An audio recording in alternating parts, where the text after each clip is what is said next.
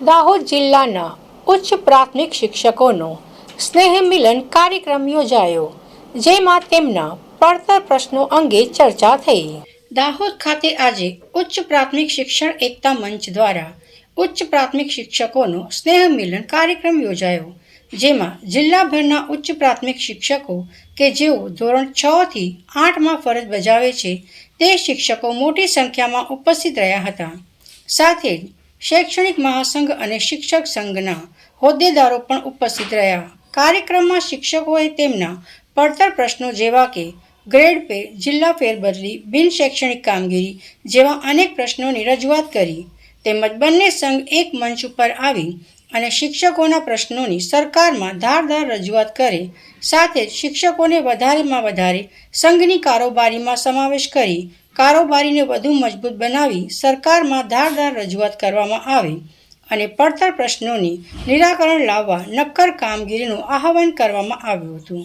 આવનાર સમયમાં દરેક શિક્ષક એકજૂથ થઈ માંગણીઓને લઈ સરકાર સામે લડત આપવા માટે તૈયારી દર્શાવી હતી। જય જોહાર, જય સંવિધાન।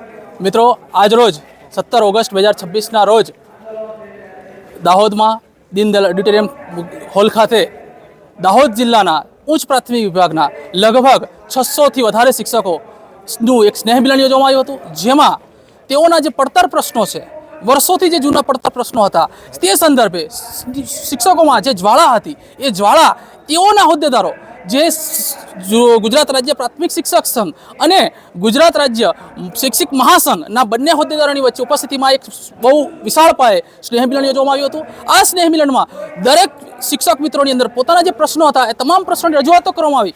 આ જ રજૂઆતો મિત્રો વર્ષો પહેલાં થતી જ હતી, પરંતુ એ રજૂઆતો માત્ર ને માત્ર કાગળ પર રહી જતી હતી। આ કાગળ પર ન રહે અને સંઘના હોદ્દેદારોને અમે એવું આજે આહવાન કર્યું છે, આ મંચ પરથી અમે એવું આહવાન કરવા માંગીએ છીએ કે આ રજૂઆતો માત્ર કાગળ પર ન રહે એ માટે આપની જે પણ ગુજરાત રાજ્ય શિક્ષક સંઘ હોય કે ચાહે પ્રાથમિક શૈક્ષિક મહાસંઘ હોય, બંને સંઘની અંદર અમને કારોબારીની અંદર 50-50% હોદ્દેદારી આપો, જેથી કરીને અમે અમારા પ્રશ્નો જિલ્લાથી લઈ તાલુકાથી લઈ જિલ્લા, જિલ્લાથી લઈ રાજ્ય અને રાજ્યથી લઈ જો રાષ્ટ્ર કક્ષાએ OPSનો પણ પ્રશ્ન હોય તો અમારા મિત્રો એમાં જોડાશે, આપનું પીઠબળ આપશે અને અમે અમારી રજૂઆતો પહોંચાડી શકશું। માટે આપ અમને અહીંયા આ મંચથી આજના શ્રાવણના પવિત્ર સોમવારે અમને આહવાન એક કર્મનિષ્ઠ વચન આપો કે અમારી કારોબારીમાં અમે તમને 50-50% હિસ્સેદારી આપીશું અને આ આહવાન સાથે અમે અમારો સંકલ્પ સાથે અહીંયા આ કાર્યક્રમ બહુ ખૂબ જ પૂરજોશમાં સફળ બનાવ્યો છે। જય હિન્દ, જય ભારત, જય સંવિધાન। ઉચ્ચ પ્રાથમિક સ્નેહ મિલનમાં આજ રોજ દાહોદ જિલ્લાના તમામ શિક્ષકો ભેગા થયા છે પોતાના પડતર પ્રશ્નોની રજૂઆતને લઈને।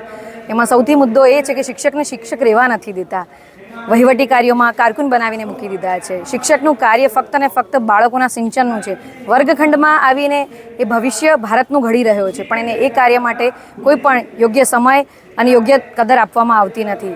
એ શિક્ષકને પોતાનું કામ કરવા દે, જે કાર્ય માટે એની નિમણૂક થઈ છે એ કાર્ય એને કરવા દે, એવી સમગ્ર સરકારને મારી વિનંતી છે કે બિન શૈક્ષણિક કાર્યભારનો બોજો ઓછો કરે અને જો વધારે પડતી જરૂર લાગે તો અલગથી સ્ટાફની નિમણૂક કરે, કારણ કે બેરોજગારની પ્રમાણ દિવસે ને દિવસે વધતું જ જાય છે। આ પ્રમાણ ઘટાડવા માટે અલગથી સ્ટાફ, અલગથી વ્યક્તિની નિમણૂક થવી જ જોઈએ અને જે 4200નો જે ગ્રેડ પે છે જે મળવો જ જોઈએ, ગુજરાત રાજ્યમાં એકલામાં જ આ તકલીફ છે।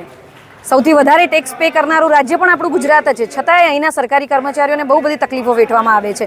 તો આ 4200ની લડત એ એમનો હક છે, એ કોઈ સલાહ નથી માંગતા કે ઉપરથી કોઈ સહાય નથી માંગતા, એમનો અધિકાર છે જે એમને મળવો જ જોઈએ। દાહોદ જિલ્લા ખાતે દાહોદ જિલ્લાના 3400થી વધુ શિક્ષકોનું એક સ્નેહ મિલનનો કાર્યક્રમ છે એ અહીંયા દાહોદ ખાતે આયોજિત કરવામાં આવ્યો છે, જેમાં શિક્ષકો દ્વારા એકબીજા સાથે મળી અને દાહોદ જિલ્લામાં જે શિક્ષકો કામ કરે છે એમના પડતર પ્રશ્નો સાથે સાથે ઉચ્ચ પ્રાથમિક સંવર્ગના જે પ્રશ્નો છે એને વાચા મળે એના માટે અહીંયા તમામ શિક્ષકો છે એ ઉપસ્થિત થયા છે। ઉચ્ચ પ્રાથમિક શિક્ષક એકતા મંચના આહવાન દ્વારા અહીંયા મોટી સંખ્યામાં શિક્ષકોએ હાજર રહી અને પોતાના પડતર પ્રશ્નોની રજૂઆત કરી છે।